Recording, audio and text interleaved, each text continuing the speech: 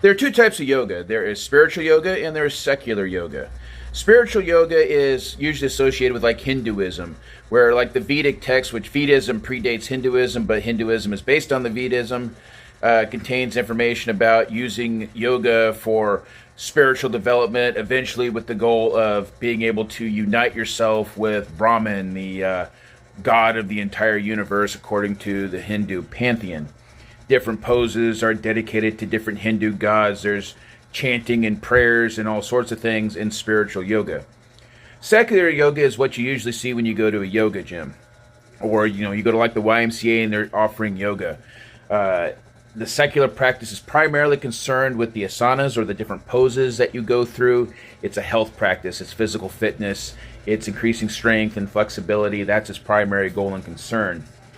Now, there could be some spiritual aspects to secular yoga as well, but when you do have spiritual aspects in secular yoga, they are secular or atheistic spiritual practices. All of us have three parts to our body, or to our existence. We have our body, we have our mind, and we have our spirit. There's a fourth part, your soul, but we're not going to worry about the soul right now. We're just going to worry about those three. So your spirit can be developed just like your mind and your body. So you can exercise your spirit too. And you don't have to be a member of a religion to exercise your spirit. So secular yoga may involve spiritual practices that are non-religious, non-faith-based, do not require you to follow a deity in order to do. And that's why I call it atheistic spiritual practices, because it requires no belief in a god or anything like that. But anyhow, realizing that there's two types of yoga. For example, I'm a Christian, and people often question, well, how can you do yoga if you're a Christian?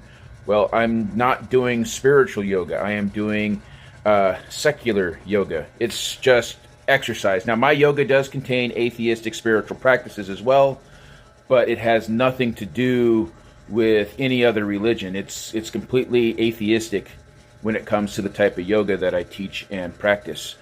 But anyhow, keep that in mind. If you want to do yoga, make sure it aligns with your goals.